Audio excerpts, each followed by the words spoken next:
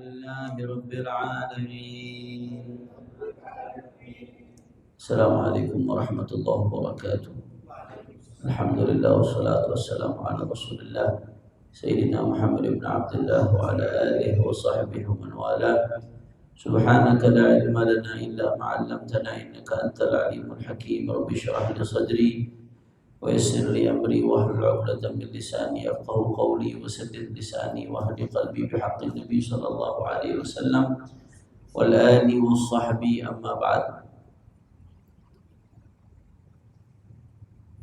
إلى حضرة النبي محمد صلى الله عليه وسلم كما يرى سيد الشيخ أحمد المرزوقي وأبو ياسر محمد بن عبد المالكي وإلى روح الشيخ محمد نووي الجاوي البنتني وصولهم وفروعهم من الله يتغشهم بالرحمة والمغفرة ويعيد علينا بركاتهم ويفتح علينا بهم بسر الفاتحة. بسم الله الرحمن الرحيم. يا ذا العبد ويا ذا السجد والصراط المستقيم صراط الذين أنعمت عليهم غير المغضوب عليهم.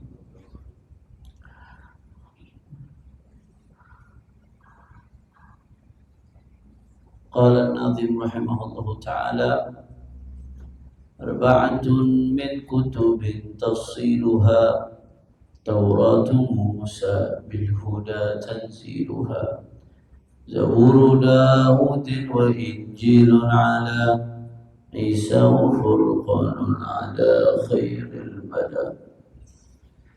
Kita melanjutkan kajian kitab Aqidatul Awam dengan syarahnya Jala'ul Afham. Kita sampai kepada pembahasan tentang kitab-kitab yang diturunkan oleh Allah Subhanahu wa ta'ala. Ada 4 kitab yang wajib kita imani secara rinci. Artinya kita mengimani 4 kitab ini diturunkan oleh Allah kepada nabi-nabinya. Yang pertama, kitab Taurat yang nanti akan dijelaskan Allah turunkan kepada Nabi Allah Musa alaihi salam. Kemudian setelah itu kitab Zabur yang Allah turunkan kepada Nabi Allah Dawud alaihi salam. Kitab Injil yang Allah turunkan kepada Nabi Allah Isa alaihi salam, dan Al-Quran yang Allah turunkan kepada baginda Nabi besar Muhammad sallallahu alaihi wasallam. Kita mulai dari Taurat dulu. Kita wajib mengimani Allah Subhanahu wa taala menurunkan kitab-kitab kepada para nabi, para rasul. Jadi antaranya 1 Taurat yang Allah turunkan kepada Nabi Musa alaihi salam. Di Al-Quran Allah mengatakan, Inna anzalna Taurata fiha hudan wa nur. Kata Allah, sesungguhnya kami telah turunkan kitab Taurat, dan di dalam Taurat itu ada hudan, ada hidayah, dan ada nur, ada cahaya dari Allah Subhanahu wa ta'ala. Nah, kata-kata Taurat itu diambil dari wariyazanat ay kharaja naruhu. Wariyazanat, dia satu akar kata dengan Taurah, wariyah, yang artinya keluar cahayanya. Secara bahasa arti kata Taurat itu keluar cahayanya. Makanya Allah katakan dalam Al-Quran fiha hudan wa nur. Nah, seolah-olah Taurat itu merupakan nurun wa dhiya lil ummah, pada saat itu menjadi cahaya dan penerang bagi umat agar keluar daripada kegelapan kesyirikan kepada keterang benderangnya tauhid. Itu Taurat. Jadi secara bahasa Taurat artinya keluar api, keluar cahaya, karena dia menjadi cahaya. Itu secara bahasa. Secara istilah Taurat kitab Allah yang Allah turunkan kepada Nabi Musa alaihi salam. Dan ada masih sebagian riwayat-riwayat, kutipan-kutipan dari Taurat yang sampai kepada kita, tapi memang Taurat ini harrafaha akthar min katibin min ruhban al-yahud. Dia banyak dirubah, didistorsi oleh pemuka-pemuka daripada Yahudi untuk nutupin kebenaran, untuk nutupin bahwasanya umat manusia wajib beriman kepada baginda Nabi besar Muhammad. Di Al-Quran Allah ceritain itu. Afatatma'una yu'minu lakum wa qad kana fariqun minhum yasma'una kalamallahi thumma yuharrifunahu min ba'di ma qaluhu wa hum ya'lamun. Kata Allah Ta'ala, apakah engkau wahai Muhammad berambisi ingin mereka beriman kepadamu, sedangkan sekelompok dari mereka orang-orang Yahudi, mereka dengar kalam Allah dari Taurat, thumma yuharrifunahu, tapi mereka malah rubah-rubah. Jadi orang-orang sebagian ini yang berkhianat sama Allah Ta'ala, dia jadikan agama seperti prasmanan. Yang mana yang dimau diambil, yang mana dia kagak mau dia kagak colek. Nggak bisa begitu. Al-Quran itu firman Allah mesti disampaikan apa adanya, jangan dipotong-potong seenaknya. Nah, pemuka-pemuka agama Yahudi dulu, mereka seenaknya motong-motong Taurat, yang dianggap membahayakan mereka, yang nggak dianggap nggak sesuai dengan mereka, ditahrif, didistorsi, dirubah-rubah. Inna lillahi wa inna ilaihi raji'un. Tapi sebagian masih ada yang benar. Minal ladzina hadu yuharrifuna al-kalima an mawadihi. Ya, di antara orang-orang yang Yahudi, hadu, mereka yuharrifuna al-kalima an mawadihi, kata Allah Ta'ala di Al-Quran. Allah mengatakan mereka merubah-rubah, mendistorsi firman-firman Allah dari tempat-tempatnya, dari sebagaimana mestinya, dirubah-rubah seenaknya. Ada sebagian daripada riwayat dari Taurat yang sampai kepada kita, di antaranya diriwayatkan oleh Ka'ab Ahbar, Wahab ibn Munabbah atau Wahab ibn Munabbih. Ada beberapa, wajadtu fi Taurat arba'ata asturin mutawaliyat, kata Wahab ibn Munabbih, aku mendapatkan di Taurat ada 4 baris berturut-turut. Di antaranya man qara'a kitab Allah Ta'ala fadhanna an lan yaghfirallahu lahu fahuwa minal mustahzi'in bi ayatillah. La ilaha illallah. Siapa yang membaca kitabnya Allah kemudian dia nyangka dirinya enggak diampuni oleh Allah, maka dia berarti ngejek ayat-ayatnya Allah. Jadi kalau kita baca kitabnya Allah, mesti yakin membaca Al-Quran itu penyebab ampunannya Allah Subhanahu. Ini di antara pesan-pesan yang ada dalam Taurat. Yang kedua, di antara pesannya, man tawaddu'a li ghaniyyin li ghinahu faqad dhahaba thulutsa dinihi. La ilaha illallah. Ini banyak nih kejadiannya.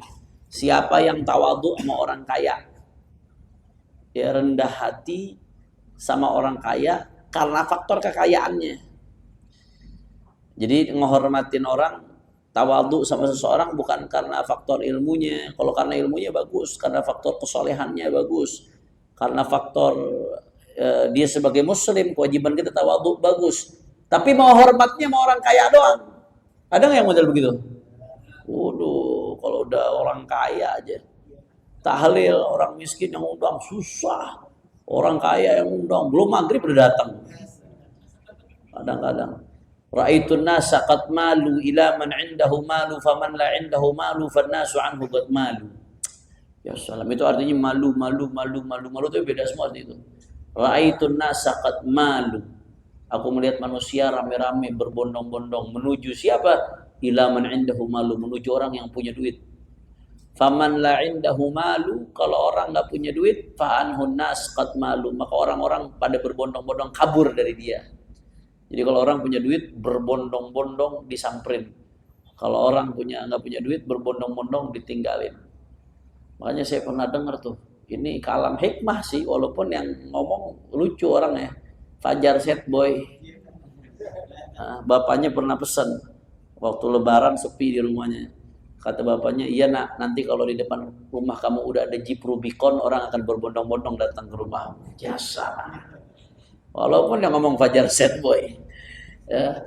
Tapi hikmah nggak ngelihat orangnya, jangan lihat siapa yang ngucapin, lihat apa yang Habib tahu dari mana? Wah kan kadang-kadang ada aja yang muncul di di YouTube, di ini ada aja short kadang-kadang muncul. Ya, jelas ya. Manusia tabiatnya begitu, cenderung kepada yang punya duit. Ya. Dalam syair lain, anda lupa redaksi syairnya, tapi maknanya begini. Kalau ada orang kaya ngomong, orang udah ngomong bener, udah bener aja dah ngomongnya orang kaya, walaupun dia bohong. Tapi kalau ada orang miskin, walaupun ngomongnya benar, orang udah bilang bohong. Ukurannya duit. Nah ini kata di sini dikatakan man tawadhu ali ghaniyin ghinahu, siapa yang tawadhu sama orang kaya karena kekayaannya. Tunduk banget sama orang kaya gara kekayaannya. Yang begitu faqad dhahaba thulutsa dinihi, maka 2/3 dari agamanya telah hilang. Karena orang kalau udah tunduk sama orang kaya, akhirnya disuruh apa aja mau, udah nggak sadar sama perintah Allah, nggak sadar sama larangan Allah, lupa akhirnya gara-gara duit. Imanuhum fi amflofihim. Imanuhum fi amflofihim, bahasa Arab nggak ada amplopihim, amflofihim, pakai fa. Ya, itu tawadhu, tunduk kepada orang kaya karena kekayaannya, Siapa yang seperti itu? Dhahaba thulutsa dini. 2/3 agamanya hilang. Ini anak kutip nih kalau di Jalal Afham nggak ada anak kutip nih dari kitabnya Syekh Nawawi Al-Bantani, Nurul Dhalam Syarah Aqidatul Awam. Ini salah satu karya ulama Nusantara. Syekh Nawawi Al-Bantani punya kitab judulnya Nurul Dhalam Syarah Aqidatul Awam.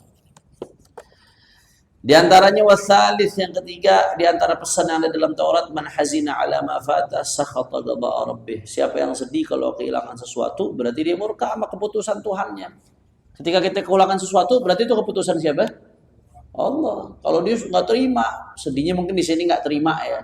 Kalau sekedar sedih aja wajar, manusiawi. Siapa sih manusia? Perasaan sedih senang itu kan kadang nggak bisa ditahan. Memang perasaan dasar manusia. Cuman sampai mungkin ya sampai pada tahap nggak terima, maka sakhita ghadha rabbih, berarti dia murka dengan keputusan Tuhannya. Dan yang keempat, man syakka musibatan fa inna masyakka rabbah. Ya Allah, siapa yang Allah kasih musibah kemudian dia ngeluh, berarti dia lagi ngeluhin Tuhannya ke orang lain. Dikasih sakit ngeluh, dikasih ini ngeluh, itu ngeluh, padahal yang ngasih siapa? Berarti dia lagi ngeluhin Tuhannya kepada orang lain, padahal Tuhannya udah ngasih segala-galanya. Dikasih cobaan dikit aja ngeluh sama orang lain. Tuhan diaduin ke orang lain, Allah diaduin ke orang lain. La ilaha illallah. Allah Allah Allah Allah. Sallallahu ala Rasulillah. Nah, di antaranya nih, di antara pesan dari Taurat, kitab Taurat ya, ini diriwayatkan dalam Auradahul Abshihi fil Mustatraf min fi kulli fanin mustadhraf. Syekh Nawawi Al-Bantani ngutip juga dari Ruhul Bayan an Ka'ab al-Ahbar, dari Ka'ab al-Ahbar. Di antara firman Allah Ta'ala dalam Taurat, ya bani Adam khalaqtus samawati wal arda wa la ma'iya bi khalqihinna ayu'yini raghifun wahidun asubuhu ilaika fi kulli hin. Ini buat orang-orang yang takut sama rezeki, khawatir dengan rezeki, padahal rezeki udah diatur sama Allah Ta'ala, udah dijamin sama Allah. Ma min dabatin fil ardi illa 'ala Allahi rizquha. Allah udah jamin. Tapi dia takut banget urusan rezeki. Apa kata Allah dalam Al-Quran, dalam kitab Taurat? Di sini diriwayatkan, wahai anak Adam,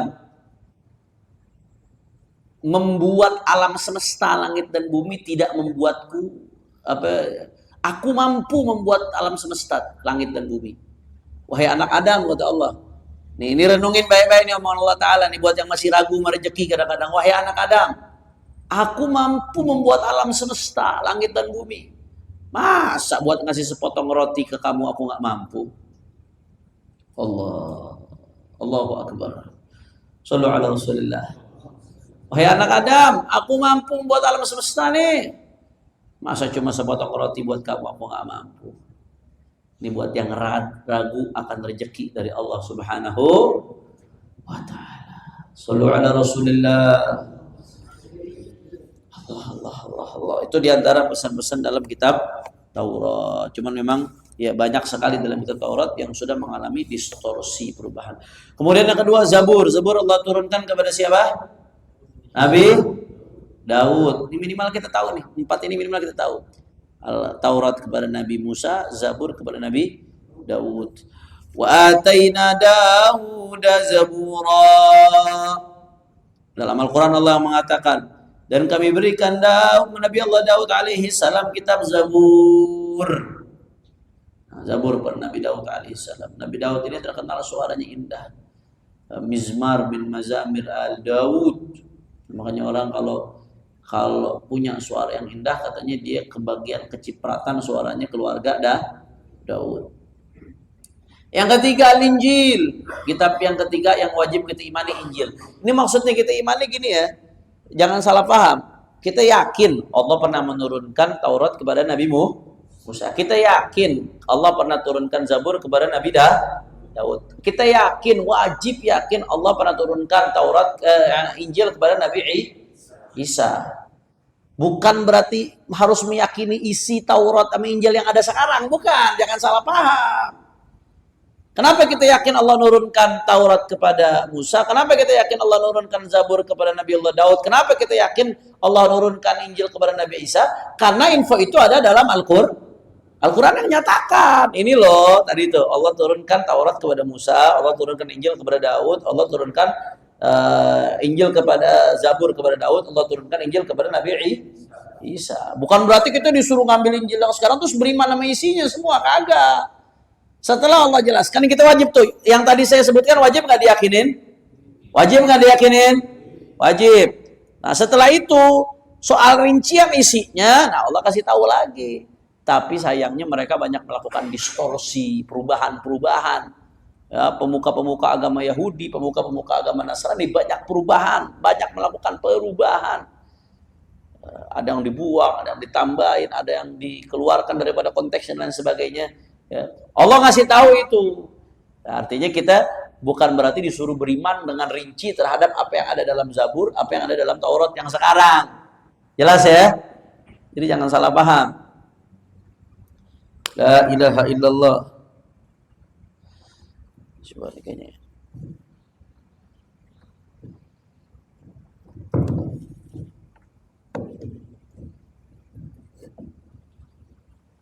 Cek bismillah.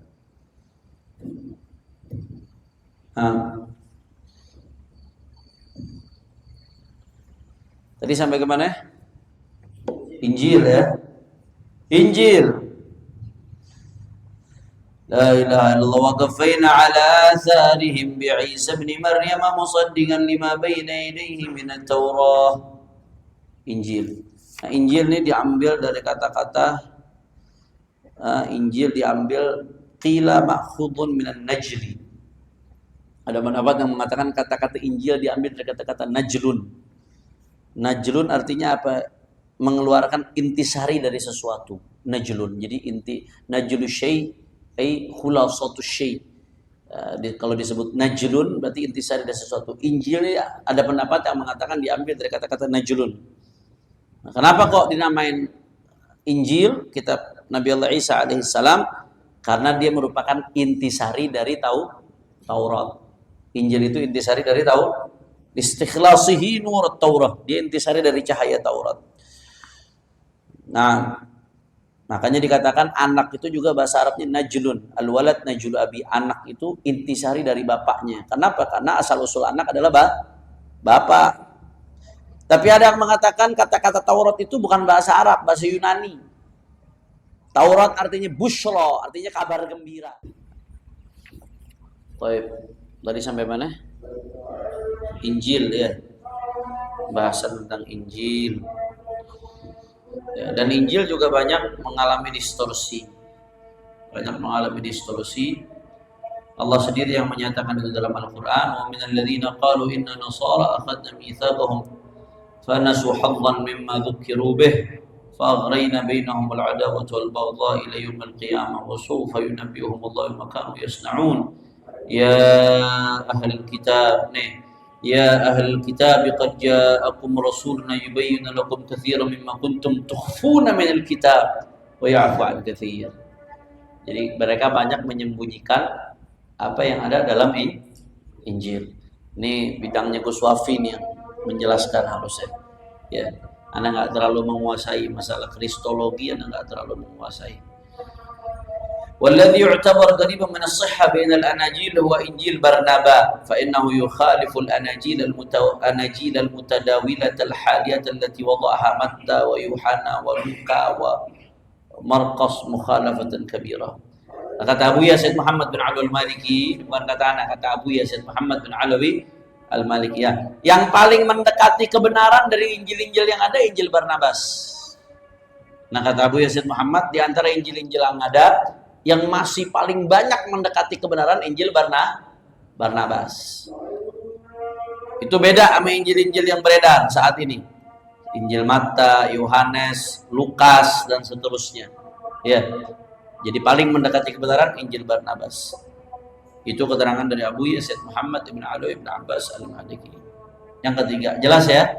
Jadi kita wajib beriman sama Injil, maksudnya bukan berarti semua yang ada di Injil yang sekarang, semua yang ada di Bible yang sekarang kita mesti beriman sama isinya, bukan. Maksudnya kita beriman, yakin Allah nurin kitab yang namanya Injil kepada Nabi Isa alaihi salam. Kemudian apa Al-Qur'anul Karim, Al-Qur'an yang mana turun Al-Quran tersebut kepada baginda Nabi besar Muhammad sallallahu alaihi wasallam. Begitu udah sama-sama tahu. Ya, Al-Quran ada beberapa nama Al-Quran. Yang pertama namanya Al-Quran. Inna nahnu nazzalna Al-Quran, inna nahnu nazzalna 'alaika Al-Qur'ana tanzila. Ya, Allah sebut namanya dengan Al-Qur'an. Dari mana Nabi Antum tahu namanya Al-Quran? Allah sendiri yang nama yang di Al-Quran. Inna nahnu nazzalna 'alaikal Qur'ana. Allah sebut namanya dengan Al-Quran. Itu yang pertama. Al-Quran disebut juga dengan istilah Al-Kitab. Jadi kalau ada bahasa Alkitab, Alkitab bukan hanya Bible. Al-Quran juga punya nama lain namanya Alkitab. Wa anzalna ilaikal kitaba bil haqq. Kata Allah Ta'ala, kami turunkan kepadamu wahai Muhammad Alkitab. Apa yang diturunkan kepada Nabi? Yaitu Al-Quran. Allah sebut Alkitab. Jadi nama Al-Quran satu tadi, Al-Quran. Yang kedua nama lain Al-Quran, Alkitab. Al-Quran juga punya nama lain Adz-Dzikr. Inna nahnu nazzalna dzikra wa inna lahu lahafizun. Allah sebut kami turunkan kepada Wahai Muhammad Az-Zikir. Nah, Az-Zikir jadi nama lain Al-Quran. Lianna fiha dzikr, karena dalamnya ada mengingatkan kita kepada Allah, kepada para rasul, kepada nabi-nabinya Allah, kepada kebesaran Allah Subhanahu wa taala, kepada akhirat. Lianna fil Quran dzikru hadhil asya. Fala yusab'at an yuqal lahu Az-Zikir. Nah, kemudian juga Allah sebut nama Al-Quran dengan istilah Al-Furqan. Jadi 4 tuh nama Al-Quran. Tadi yang pertama apa? Ya, Al-Quran. Yang kedua Al-Kitab. Al-Quran disebut juga apa? Yang ketiga Az-Zikir. Yang keempat Al-Furqan. Allah sebut Al-Furqan. Al-Quran ini dahsyat. Dia paling dahsyat. Imam Hasan Al-Basri mengatakan Allah Ta'ala menurunkan anzalallah mi'atan wa arba'ata kutubin. Allah menurunkan 104 kitab. Ya. Cuman yang mudawwan, yang betul-betul terhimpun 4. Cuman memang di sini nanti ulama ada perbedaan pendapat. Kata ulama seharusnya nggak perlu disebutin 104 secara spesifik. As-Suhaimi mengatakan. Karena kalau dicek-cek bisa sampai riwayat-riwayat itu menyebutkan bisa sampai 184 kitab. Jadi dengan suhuf-suhuf sebelumnya. Nanti akan disebutkan setelah ini. Ada suhuf yang Allah turunkan kepada Nabi Ibrahim. Ada suhuf yang Allah turunkan kepada Nabi Musa alaihi suhufi Ibrahim wa Musa. Di Al-Quran diceritakan. Banyak. Jadi banyak jumlah suhuf. Cuman yang betul-betul kita wajib mengimani secara rinci 4 itu tadi. Apa tadi? Yang pertama Taurat, Zabur, Injil, Al-Quran. Nah, kata Imam Hasan Basri, Allah Ta'ala menurunkan 104 kitab. Tapi dari 104 kitab ini, wa'auda'a ulumaha fi arba'atin minha. Allah titipkan ilmu yang ada di 104 kitab ini di 4 kitab diantaranya. 4 kitab dari 104 itu. Apa 4 kitab? Taurat, Injil, Zabur, sama Al-Quran. Nah, thumma auda'a ulumah thalatha ghairil Quran fihi ma'aziyadatin dan hasir. Kemudian ilmu yang ada di 3 kitab sebelumnya, Taurat, Zabur, Injil, itu Allah taruh ada dalam Al-Quran. Bahkan dengan tambahan yang tak terhingga, kata Imam Hasan Basri. Jadi inti dari semuanya yang menghimpun kitab-kitab terdahulu adalah Al-Quran. Jadi walaupun kitab terdahulu yang sampai kepada kita dalam keadaan terdistorsi, kita nggak perlu khawatir. Ilmunya semua udah ada dalam Al-Quran. La ilaha illallah. Nah, bahkan sunnahnya Nabi Shallallahu Alaihi Wasallam merupakan penjelasan dari Al-Quran. Kata Imam Syafi'i, ya, sebagaimana diriwayatkan oleh Ibnu Katsir, jami'u ma hakama bihi Nabi Shallallahu Alaihi Wasallam fahuwa mimma fahimahu min Al-Quran. Semua keputusan hukum yang Nabi sampaikan itu semua adalah pemahaman Nabi terhadap Al-Quran. Jadi sunnah itu adalah penjelas dari Al-Quran. Bahkan semua yang disampaikan oleh para ulama madhab arba'ah, Hanafi, Imam Abu Hanifah, Imam Malik bin Anas, Imam Muhammad bin Idris Syafi'i, Imam Ahmad bin Hanbal, itu merumuskan hukum-hukum apa itu karangan mereka.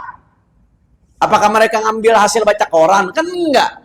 Itu adalah pemahaman mereka dari Al-Quran dan Sunnah. Cara mereka memahami Al-Quran. Makanya Imam Syafi'i mengatakan, jami' ma taquluhu ulama syarhun sunnah. Apa yang disampaikan para ulama ini penjelas daripada isi sunnahnya Nabi.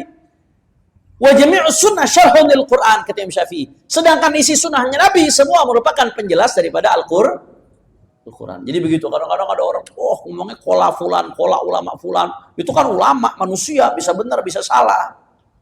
Ya itu suruh ngikutin babalu. Dia yang ngaku langsung kembali kepada Quran Sunnah pun mereka ikut ulama. Siapa? Gurunya dia. Betul apa kagak? Nah, ente ngikut guru ente boleh, kita ikut Imam Syafi'i nggak boleh gitu. Enak bener, siapa ente? Kembali kepada Quran dan Sunnah, jangan ikutin Syafi'i. Syafi'i manusia, bisa benar, bisa salah. Malik manusia, bisa benar, bisa salah. Abu Hanifah manusia, bisa benar, bisa salah. Ahmad bin Hanbal, dan seterusnya. Ngapain? Kola muhajar, kola ini, kola itu. Lah emang yang dikatakan ulama ini apaan? Ini kan hukum. Hukum itu mereka ambil dari Al-Quran dan Sunnah. Kita ketika ngikutin ulama, hakikatnya bukan ngikutin ulama itu, ngikutin pemahaman dia terhadap Al-Quran dan Sunnah. Mana yang lebih bagus? Pemahaman kita, pemahaman ulama? Pemahaman ulama. Kita bahasa Arab aja nggak ngerti. Bagaimana memahami Al-Quran? Bagaimana memahami Sunnah? Usul fikih nggak ngerti. Ulumul Quran nggak ngerti. Balaghah, ilmu bayan, ma'ani, badi nggak ngerti, nggak paham. Sedangkan Al-Quran pakai bahasa Arab, harus dipahami dengan bahasa Arab luas. Mau ngapain pakai pemahaman kita sendiri? Nyantol ke pemahamannya para ulama. Dan mereka yang teriak-teriak kembali Quran dan Sunnah itu sebenarnya juga ngikut ulama juga. Ulama dia. Giliran kita ditegorin ikut ulama, giliran dia ngikut ulama kagak masalah. Jelas apa kagak? Beb kembali ke Quran Sunnah. Dari mana yang tahu Quran? Baca terjemahan. Ente ngikutin penerjemah. Berarti ngikut gak dia? Ikut juga, ujung-ujung ngikutin penerjemah, lebih parah lagi. Jelas atau tidak? Makanya ini omongan Imam Syafi'i luar biasa nih. Jami'u ma taquluhul ummah syarhun lis-sunnah. Semua yang disampaikan oleh ulama adalah penjelasan terhadap sunnahnya Nabi. Wa jami'us sunnah, semua sunnah Nabi adalah penjelasan Al-Quran. La ilaha illallah. Sallu ala Rasulillah. Azim Al-Quran ini mukjizat yang khalidah, mukjizat yang abadi. Itu Al-Quran.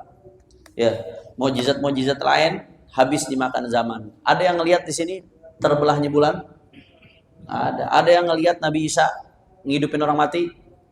Ada yang ngelihat Nabi Isa bikin melek orang yang buta? Ada di sini yang ngelihat Nabi Musa ngebelah lautan? Ada saya ngelihat di film. Ada, kalau ada dicium kakinya dicium. Malaikat tuh jangan-jangan bukan manusia. Ada yang lihat? Artinya mukjizat itu selesai dengan berakhirnya umur Nabi tersebut. Kecuali Al-Quran. Sampai sekarang lihat nggak kita Al-Quran? Wa kana wa la yazal mu'jizan. Al-Quran sampai sekarang dan sampai kiamat akan tetap menjadi mukjizat. Allah apa tantang, ayo siapa yang bisa bikin seperti Quran? Nggak ada yang mampu. Ya udah kalau nggak bisa 10 surat seperti Al-Quran, nggak ada yang mampu. Ayo kalau ada yang bisa bikin 1 surat seperti Al-Quran, nggak ada yang mampu. Musailamah al-Kadzdzab ngaku-ngaku Nabi. Akhirnya pengen bikin Al-Quran ikut-ikutan. Kan di Al-Quran kita ada alam tara kaifa fa'ala rabbuka bi ashabil fil alam yaj'al kaidahum fi tadlil wa arsala 'alaihim tayran ababil tarmihim bi hijaratin min sijil faj'alahum ka'asfin ma'kul. Ayatnya. Musailamah al-Kadzdzab ikut-ikutan bikin Quran. Mau nyaingin dikira ngaco malah isinya. Al-fil wa ma adraka mal fil lahu khurtumun tawil. Gajah, tahukah kamu apa itu gajah? Gajah itu punya belalang panjang. Ini Al-Quran apa YouTube? Ini ayat suci apa YouTube buat bocil-bocil ini? YouTube Kids. Itu Musailamah al-Kadzdzab tuh. Itu guru TK bukan ayat suci itu. Perkenalan tentang gajah. La ilaha illallah. Nggak ada yang bisa. Allah Al-Quran bolak-balik nantang, tahaddi nantang. Siapa yang bikin bisa Quran? Saat itu Arab sedang berada di puncak kefasihannya. Berada di puncak daripada keindahan bahasa mereka. Enggak. 1 surat kayak Quran mereka bikin nggak bisa. Mu'jiz. Dan mukjizat itu nggak selesai dengan wafatnya Nabi SAW, dengan berpulangnya Nabi ke rahmat Allah sampai sekarang. Bahkan kalau kita lihat mukjizat ilmiah Al-Quran, berapa banyak fakta-fakta ilmiah yang terungkap yang membuktikan kebenaran Al-Quran. Tanpa itu pun kita udah yakin Al-Quran benar. Yakin apa kagak? Yakin. Cuman memang kadang-kadang apa Allah Ta'ala mengatakan kami akan perlihatkan ayatina, kami akan melihatkan tanda-tanda kebesaran kami. Tanda-tanda kebesaran kami akan diperlihatkan oleh Allah Ta'ala. Makin kemari makin terbukti kebenaran Al-Quran bagi orang-orang yang gak beriman kepada Al-Quran. Makin kemari makin terbukti, makin kemari makin terbukti. Dulu di Al-Quran ada ayat, ya, ada di Al-Quran itu ada ayat sallu ala Rasulillah.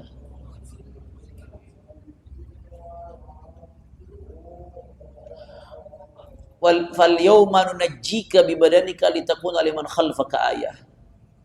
Waktu Fir'aun ditenggelamin, Allah katakan, dia kan minta tobat tuh, nggak bisa, nyawa udah nyampe kerongkongan. Kata Allah, hari ini aku akan selamatkan engkau dengan jasadmu supaya menjadi tanda-tanda kebesaranku bagi orang-orang setelahmu. Allah bilang jasadnya Fir'aun diselamatin. Jadi Fir'aun habis mati tapi jasadnya masih utuh, diselamatin. Udah. Waktu zaman sahabat, karena sahabat beriman, nggak ada yang nanya sama Nabi ya Rasulullah, jasad Fir'aun yang Allah bilang diselamatin di mana tuh ya Rasulullah? Andai kata ada sahabat yang nanya, mungkin Nabi bakal kasih tahu tuh waktu di sini, di situ, atau Allah bakal turunin wahyu kasih tahu tempat ini. Tapi sahabat beriman, nggak ada yang nanya. Sami'na wa ata'na. Karena Allah bilang jasad Fir'aun ada, berarti ada. Zaman tabi'in juga begitu, nggak ada yang nanya ke sahabat. Tabi'in masih sama, nggak ada yang nanya. Mereka beriman pokoknya. Sami'na amanna billahi ma ja'alillah ala muradillah. Sampai seratusan tahun lalu orang-orang orientalis mulai usil ketika mereka nyari-nyari celah. Mereka baca Quran bukan buat beriman dengan Quran, buat nyari celah di mana nih yang bisa diserang dari Al-Quran. Mereka kubak ketemu nih ayat, Allah bilang nih di Al-Quran jasad Fir'aun utuh, mana buktinya? Fir'aunnya Musa. Karena Fir'aun ini nama raja. Nama raja di Mesir kuno itu disebut Ramses itu. Ada 1, 2, 3, 4, 5. Di antaranya ada Fir'aun yang zaman Nabi Musa. Ini yang janji Allah nih Fir'aun Musa. Subhanallah. Kor mereka. Untuk bikin umat Islam ragu. Ini buktinya Al-Quran gak benar. Kalau Al-Quran benar, mana buktinya jasad Fir'aun Musa? Gak ada, gak ketahuan. 100 tahun lalu gak ketahuan di mana. Subhanallah. Itu mereka jadikan senjata buat nyerang Al-Quran. Akhirnya ada orang-orang ahli arkeolog yang lagi melakukan penelitian di daerah Mesir, di satu daerah, lupa nama daerahnya.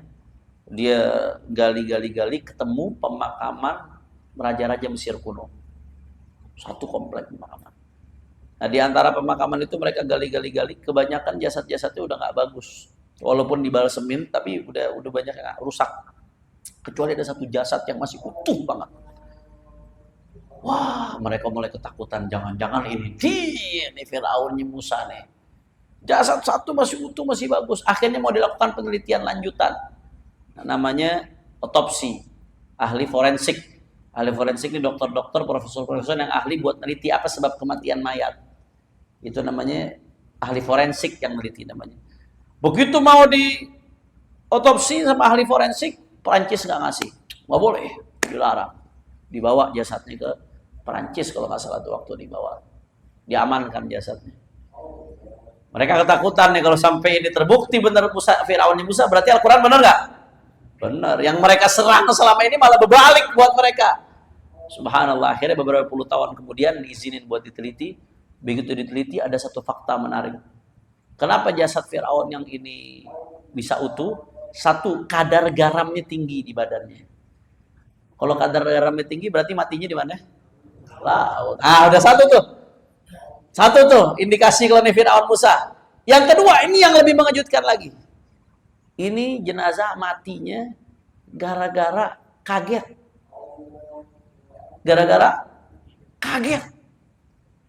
Loh kok bisa apa hubungannya Fir'aun Musa sama kaget? Iya. Fir'aun ini lagi ngaku Tuhan, lagi berada di puncak kejayaannya. Udah hitung-hitungan sih udah menang, udah ngejar dengan pasukan, ngejar Nabi Allah Musa dengan rombongannya mustadhafin, orang-orang lemah, orang-orang kecilan yang dikejar. Ngejar pakai pasukan berkuda dengan persenjataan yang canggih pada masa itu. Ngejar sampai ke ujung. Nabi Musa rombongannya depan laut, belakang musuh. Secara hitung-hitungan Fir'aun menang apa kagak? Menang, wah dia merasa udah habis nih Musa, habis Musa. Depannya laut, belakang musuh. Subhanallah. Allah suruh Nabi Musa ketukkan tongkatnya, terbuka itu lautan. Nabi Musa nyebrang, dia ikut nyebrang. Begitu Nabi Musa sampai, dia masih di tengah-tengah, tenggelam rame-rame, kalah. Ini udah nyangka 99% bakal menang, tahu-tahu kalah. Kaget apa kagak? Matinya kaget. Jadi Firaun matinya kaget. Hati-hati. Ya, Firaun yang niru Firaun ini matinya kaget nanti. Kadang-kadang ada likulli zamanin fir'aunuhu. Setiap zaman ada Firaunnya. Yang niru gayanya Fir'aun, sombong, zolim dan lain sebagainya, itu gaya Firaun. Dari sini kebukti, oh benar. Ini terbukti. Ternyata ini jasad Firaunnya Nabi Musa alaihissalam. Subhanallah. Itu profesor orang kafir yang neliti, gara-gara kejadian ini beriman masuk Islam. Alhamdulillah. Dan dia nulis buku masalah ini. Dia beriman masuk Islam. Dan itu malah jadi penyebab banyak orang akhirnya masuk Islam, makin menguatkan fakta tentang kebenaran Al-Qur'an. Ini yang disebut mu'jizat ilmiah Al-Qur'an. Tapi nggak boleh ditafsirin dengan teori ilmiah ya. Mu'jizat ilmi harus dengan fakta ilmiah, dan itu pun nggak boleh cocok logi, mesti jelas. Kalau teori ilmiah, yang namanya teori bisa salah, bisa benar. Teori itu bisa dibatalkan dengan teori lain, beda dengan fakta ilmiah. Maka nggak boleh. Nanti jangan sampai nafsirin ayat Quran pakai teori ilmiah, nanti teorinya tahu-tahu di kemudian hari dibatalkan, seolah-olah ayat Quran yang salah. Padahal orang yang nafsirinnya yang salah. Kita tanpa begini-begini sih udah beriman sama Al-Quran. Yakin nggak sama Al-Quran? Mukjizat yang Allah turunkan kepada Nabi Muhammad itu udah lebih dari cukup untuk membuat kita yakin kepada Al-Quran. Ya. Cuman kadang-kadang orang-orang yang nggak beriman sama Al-Quran, kalau dihadirkan dengan mukjizat-mukjizat ilmiah seperti ini, itu lebih membuat hatinya tersentuh, lebih membuat hatinya terketuk untuk beriman kepada Allah Subhanahu wa Ta'ala. Jelas atau tidak? Mukjizat khalidah. Al-Quran itu mukjizat yang abadi. Ya, tanazzuluhu 'alal ulama'i baqin 'alaihim wa huwa munqati'un nuzuli. Al-Quran itu ayatnya udah nggak turun lagi semenjak Nabi Muhammad SAW wafat. Ayatnya udah nggak turun lagi. Tapi tanazzuluhu 'alaihim baqin. Tapi tanazzul, Allah akan terus membukakan pintu-pintu pemahaman yang baru kepada para ulama terhadap ayat-ayat Quran. Jadi ayatnya udah nggak turun, ayatnya udah tetap segitu. Ayat Al-Quran tuh isinya 114 surat, kemudian total ayatnya ya 30 juz, 114 surat, total ayatnya kata Sayyidina Abdullah bin Abbas 6.616 total ayatnya. Total katanya 77.934. Total hurufnya 333.671. Total huruf Quran tuh. Ya. Segitu-segitu aja udah nggak nambah, nggak kurang. Tapi pemahaman ulama di dalam memahami ayat Quran terus Allah buka bagi para ulama rahasia-rahasia Al-Quran. Pemahaman-pemahaman terhadap ayat Al-Quran. Buah-buah yang mereka bisa petik dari pemahaman mereka terhadap Al-Quran.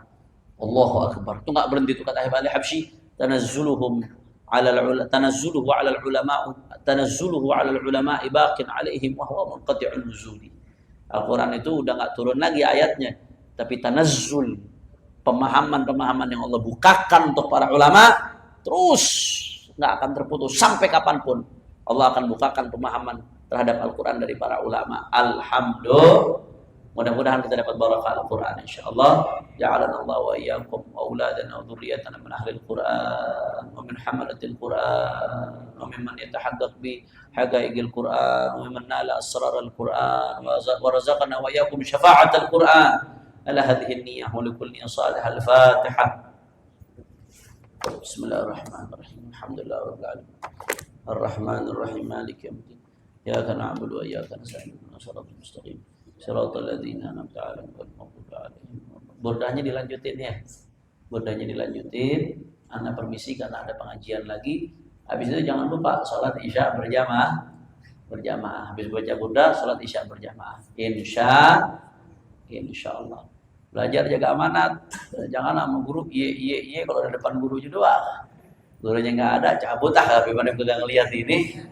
Ibu Muhsin kagak ngelihat. Nah, belajar jaga amanat. Ya, lanjutin burdahnya. Kalau boleh diringkas nggak apa-apa. Yang penting kalau biasanya Habib Muhsin bagaimana? Atau baca sebagian pakai nada, sebagian nggak pakai, baca biasa, ya kan? Nah, habis itu langsung sholat isya berjamaah ya. Karena ini saja yang Anda sampaikan, mudah-mudahan bermanfaat. Hadani Allah wa iyyakum ila siratal mustaqim. Assalamualaikum warahmatullahi wabarakatuh.